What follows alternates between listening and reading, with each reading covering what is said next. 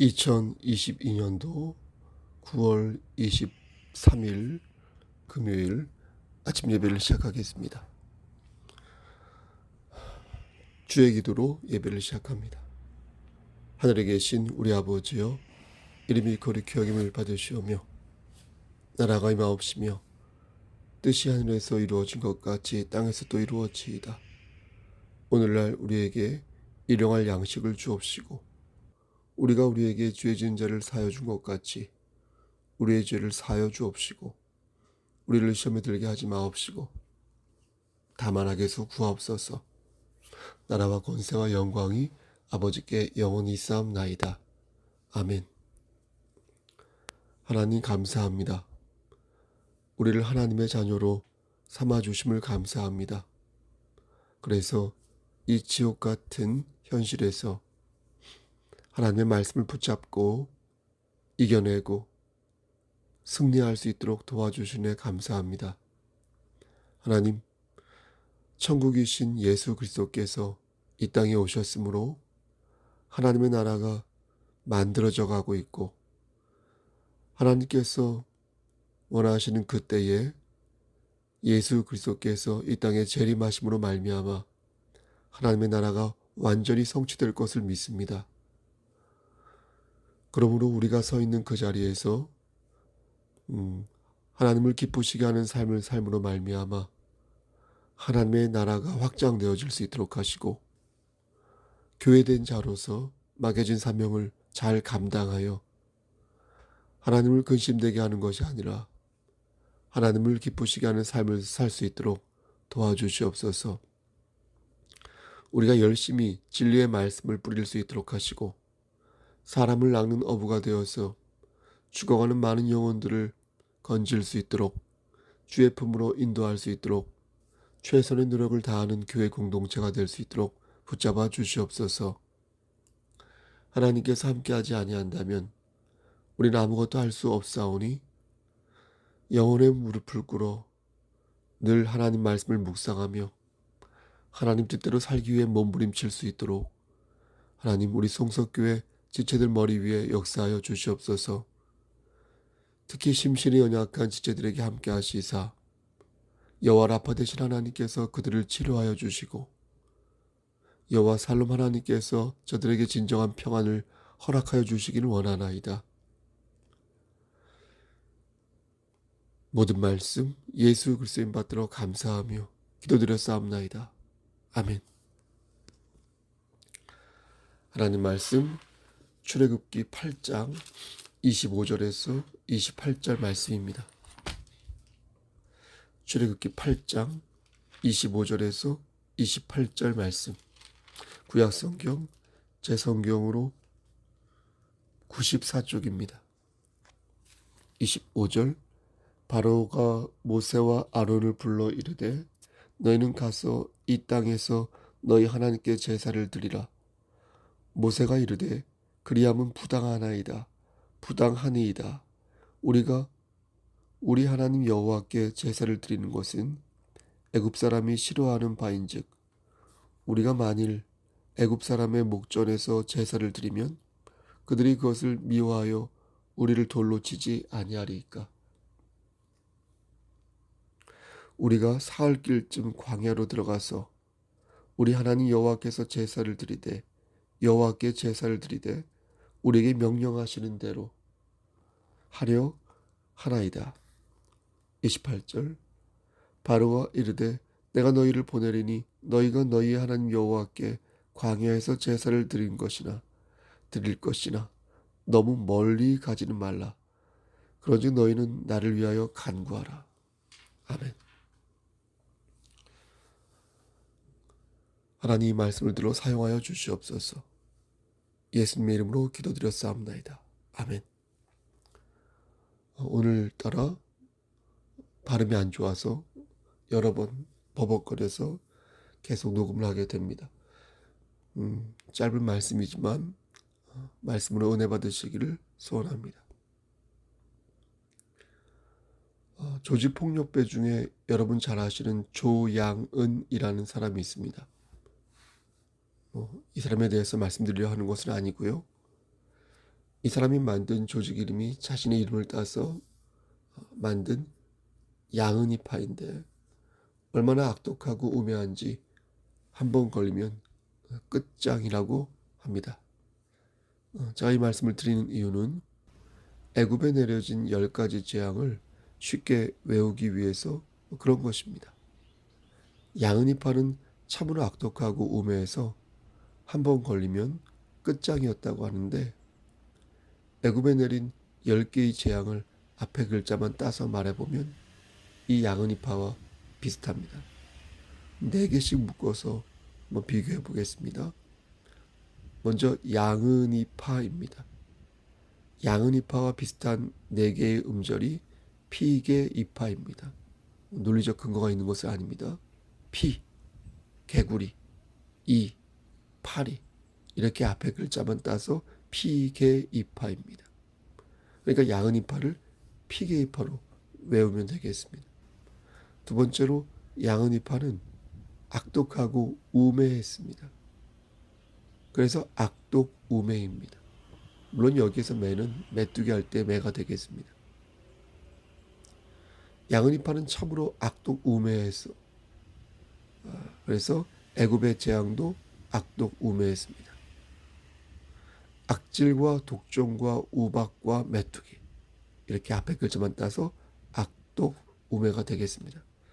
앞에 것과 합쳐서 말씀드리면 피게이파 악독 우매 이렇게 되겠습니다. 마지막으로 세 번째 재앙이 총 10개니까요. 이제 2개가 남았겠죠. 피게이파 악독 우매 그리고 나머지 2개는 흑장이 되겠습니다. 끝장이 아니라 흑장입니다. 정리하면 양은이파는 악독 우매하여서 걸리면 끝장인데 애굽의 재앙도 이와 비슷해서 피게이파는 악독 우매하여서 걸리면 흑장이라는 것입니다. 그러니까 깜깜하게 끝장났다는 것입니다. 피게이파는 악독 우매해서 걸리면 흑장이다.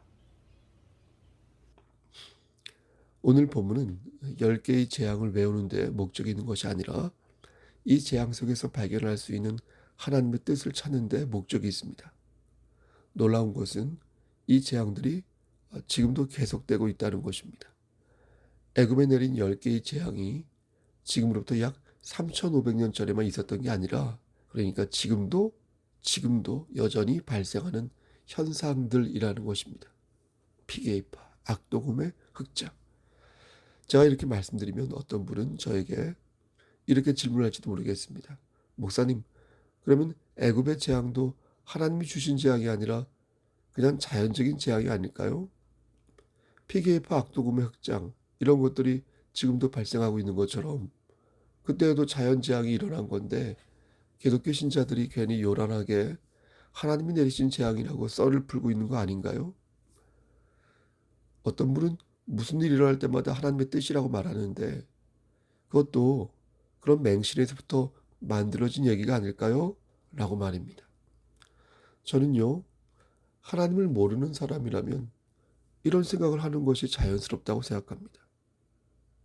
옳든 옳지 않든 하나님의 권능을 믿지 않는 사람들은 모든 것을 우연의 일치로 생각하여 필연적인 하나님의 섭리를 받아들이지 않습니다. 그 사람들은. 그러다 보니 그냥 그렇게 됐다고 생각합니다. 또 우연한 게 아니라면 과학적으로 충분히 설명할 수 있으니 위처럼 말하는 것입니다. 그들의 생각을 요약해보면 이렇습니다.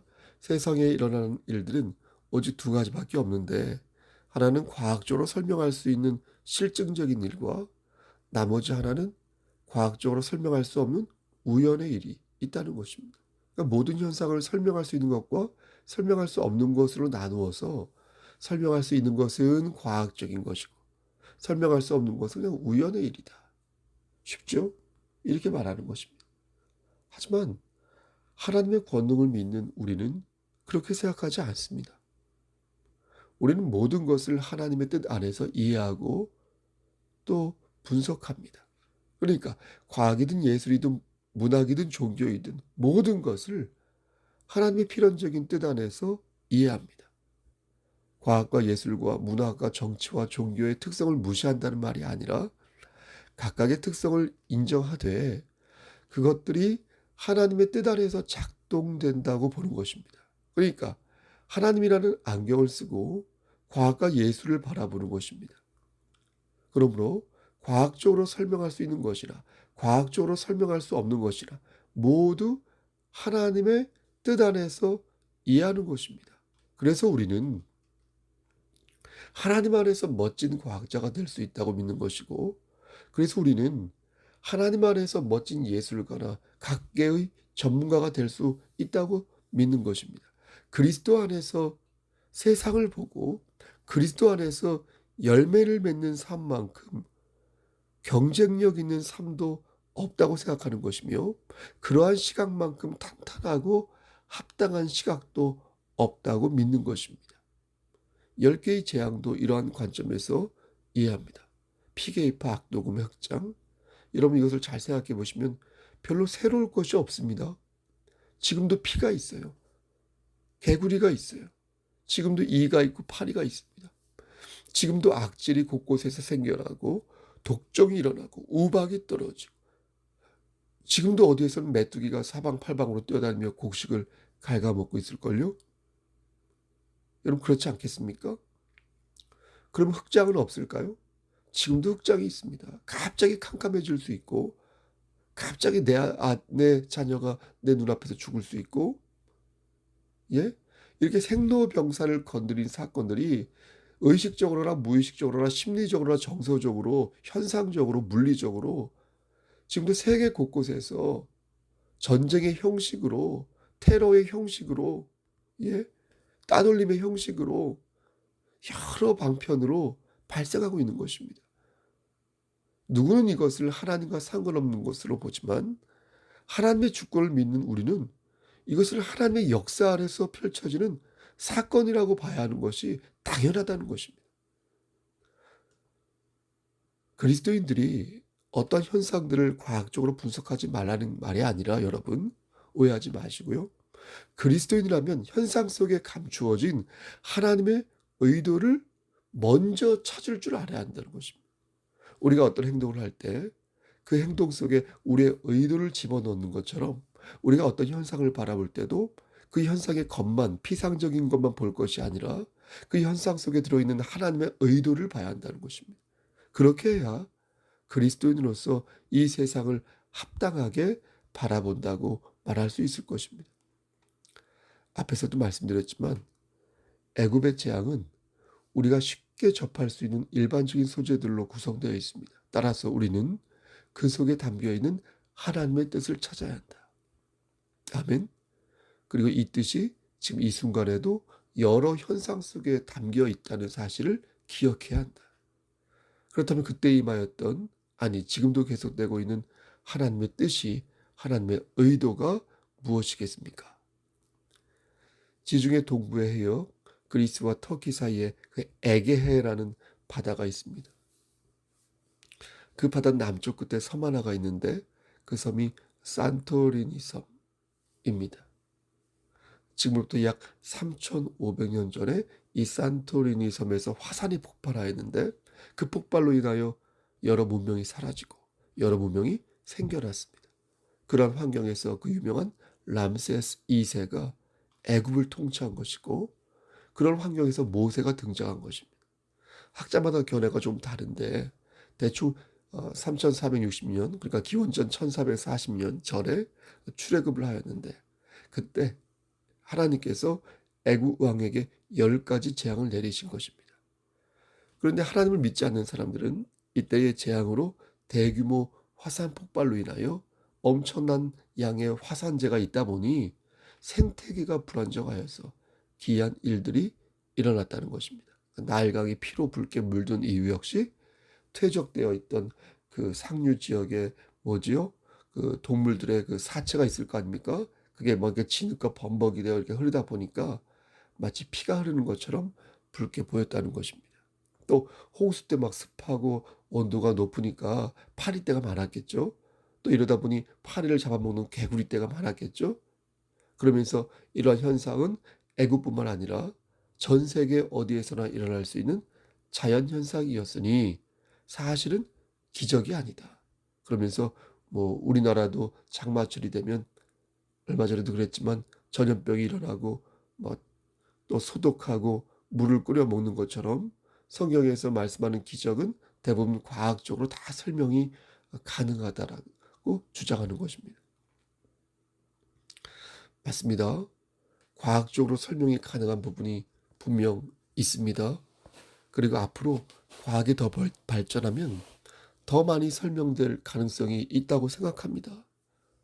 하지만 여러분, 아무리 과학이 발전하여도 모든 것을 설명할 수 있는 것은 아닙니다. 설령 모든 것을 설명한다고 해도 그것이 하나님의 권능을 막아서는 것은 아닙니다. 막아설 생각이라면 지금 많은 사람이 얕은 지식을 가지고 하나님을 부인하고 있는 것을 보게 됩니다. 믿음은 바라는 것의 실상이기에 하나님을 믿지 않겠다고 바라는 사람들은 뭘 보여줘도 끝까지 하나님을 믿지 않는 것입니다. 하지만 하나님의 권능을 믿는 사람들은 하나님께서 주시는 믿음의 실체를 지속적으로 발견하면서 계속해서 하나님을 의지하는 것입니다. 눈에 콩깍지가 껴서 하나님을 맹목적으로 믿는 것이 아니라 시시각각 역사하시는 하나님께서 우리의 삶 속에서 당신의 살아계심을 증명하시기에 우리는 믿게 된다는 것입니다. 만약 이러한 증명과 실체 없이 하나님을 믿는다면 하나님을 무조건 믿지 않겠다고 달려드는 사람들과 사실은 다를 게 없는 것입니다. 그러니까 믿음은 바라는 것들의 실상이다. 보지 못하는 것들의 증거다. 이는 우리가 바라는 것을 그냥 맹목적으로 믿는다는 게 아니라 우리의 삶 속에서 하나님이 역사하심을 실증적으로 깨달으면서 설명되어진다는 것이에요. 하나님의 섭리로 하나님의 역사하심으로 설명되어진다는 것이에요. 사랑하는 누군가가 갑자기 쓰러졌습니다. 그럼 우린 두 가지 반응을 보일 것입니다. 하나는 하나님께 기도하는 반응, 나머지 하나는 하나님을 생각하지 않는 것. 어떤 생각을 하든 시간이 지나면 어떠한 결과가 나올 것입니다. 그가 돌아가시든가 아니면 회복되든가 두 개의 결과물이 나오는데 이때 믿음이 있는 자는 어떤 결과가 나오든 하나님의 뜻을 받들겠지만 믿음이 없는 자는 그렇지 않을 것입니다. 근데 여기서 중요한 것은 진리 안에 거하는 자가 진리 안에 거하는 자가 진리 밖에 있는 자처럼 생각하면 아니 된다는 것입니다. 진리 안에 거하는 자는 인간의 연약함을 믿음 안에서 발견할 줄 알아야 한다는 것입니다. 믿음 안에서 나의 연약함을 발견한다는 것은 하나님을 의지하면서 내 모습을 만들어 간다는 것입니다. 다시 강조하지만 믿음 안에서가 중요하다는 거예요. 믿음과 상관없이 연약함만을 생각하는 사람은 그리스도인이 아니라는 거예요. 신앙생활 40년, 50년 해도 60년, 70년, 80년 해도 믿음과 상관없이 연약함만을 생각하는 사람은 그리스도인이라고 말할 수 없어요. 연약하다고 해서 모두 하나님을 찾습니까? 그건 아니지 않습니까? 연약하니까 의사를 찾을 수 있습니다. 연약하니까 친구를 찾을 수 있습니다. 연약하니까 재물을 의지할 수 있습니다. 연약하니까 점집에 갈 수 있습니다. 하지만 그리스도인은 어떻게 합니까? 믿음 안에서 나의 연약함을 발견합니다. 그리고 믿음 안에서 하나님을 의지합니다. 약할 때 강함을 주시는 하나님의 뜻을 믿습니다. 어떤 일로 귀추가 되든 그리스도인은 믿음 안에서 진리의 생각을 해야 하는 것이 아닐까요? 사랑하는 성도 여러분, 바로에게 내렸던 하나님의 재앙은 지금도 계속되고 있습니다. 우리가 쓰레기를 버려서 재앙이 일어날 수도 있지만 재앙의 본질은 하나님을 대적하는 과정에서 일어나는 것입니다. 그러므로 우리는 왜 하나님께서 이런 재앙과 고난을 우리에게 주시는지 생각하면서 우리 안에 잠식되어 있는 죄의 표상들을 낱낱이 찾아내야 할 것입니다. 여러분, 하나님께서는 왜 바로에게 재앙을 내리셨습니까? 왜 하나님께서는 애굽이란 나라에 10가지 재앙을 내리셨습니까? 그들이 손을 안 씻어서 그랬을까요? 그들이 너무 많이 먹어서 그랬을까요?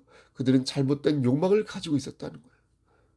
멈추지 않고 질주하는 배역한 행위를 보였다는 거예요. 우리가 기억해야 할 인간의 정체성을 오도하였다는 거예요. 여러분, 그것이 무엇입니까? 우리가 기억해야 할 인간의 정체성. 우리가 처한 현실이 여러분 무엇입니까? 로마서 6장 23절 말씀에 죄의 삭은 사망이라. 죄의 삭은 사망이라.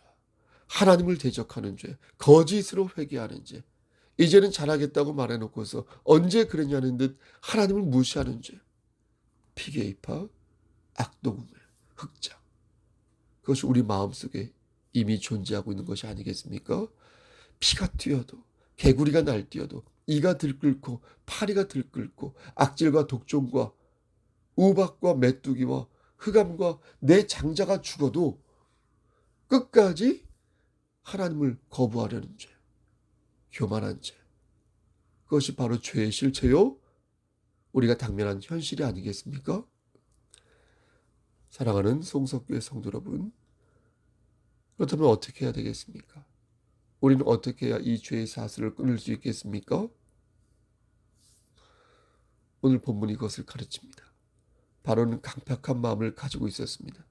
성경은 그 마음을 완강하다고 표현하고 있습니다. 완강하다는 것은 우리말로 꿋꿋하고 고두며 고집이 세다는 뜻 있지만 하자크, 원래 뜻은 무언가에 달라붙어서 강팍한 마음을 갖는다는 것입니다. 죄에 달라붙어서 강팍한 마음을 갖는 것, 그게 바로 바로가 가졌던 완강한 마음인 것입니다. 이 마음을 버리지 않는다면 우리 역시 바로가 맞이했던 비극을 경험할 수밖에 없을 것입니다. 그러므로 어떻게 해야 되겠습니까? 완강한 마음을 버리자. 완악한 마음을 버리자. 그렇게 생각하고 그렇게 말하지 말자는 것입니다. 하나님을 의지하고 하나님의 말씀에 순종하자는 것입니다. 우리가 전 그 자리에서 현실을 진리 안에서 받아들이고 그리스도인은 궁극적으로 하나님 말씀 안에서 승리할 것이라는 그 소망을 잃지 말자는 것입니다. 여러분, 오늘도 여러분이 서 있는 그 자리에서 진리의 말씀을 묵상하며 존재론적인 연약함을 존재론적인 확신으로 세워가시기를 우리를 죄에서 구속하여 주신 주 예수 그리스도인 받들어 간절히 축원합니다. 아멘. 이제는 우리를 죄에서 구속하여 주신 우리 구주 예수 그리스도의 은혜와 아버지 하나님의 만극하신 그 사랑심과 성령 하나님의 교통하시고 인도하시는 모든 역사하심이 하나님 말씀 안에서 존재론적인 연약함을 진리 안에서 존재론적인 확신으로 계속 견지해 나가기를 소원하는 여기 모인 성도와 그들의 가정과 이 재단과 이 나라 위에 하나님의 사랑하심이 세세토록 함께 계실지어다. 아멘. 예배를 마쳤습니다. 여러분, 오늘은 금요일인데요. 무슨 일 있으면 연락 주시고요. 신방을 원하시는 분은 언제든지 말씀하여 주시기 바랍니다. 여러분이 처한 여러 고난과 고통이 있을 줄 압니다. 여러분을 힘들게 하는 대상도 있을 줄 압니다. 여러분, 절망하지 마시고 포기하지 마시고 하나님 말씀 안에서 여러분들이 처한 그 연약함을 강인함으로 존재론적인 확신으로 세워가면서 승리하기를 소원합니다. 우리 누구인지, 우리는 어떤 정체성을 가지고 있는지 생각해보면 답이 나온다. 우리는 하나님의 자녀이다. 하나님은 우리의 힘이시다. 여러분 꼭 그걸 기억하셔서 오늘 하루 승리하시길 소원합니다.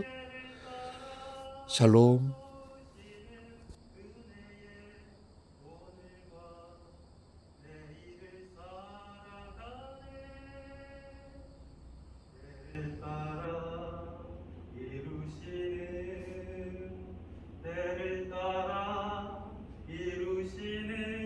주의 섭리 안에서 살아가리 주의 섭리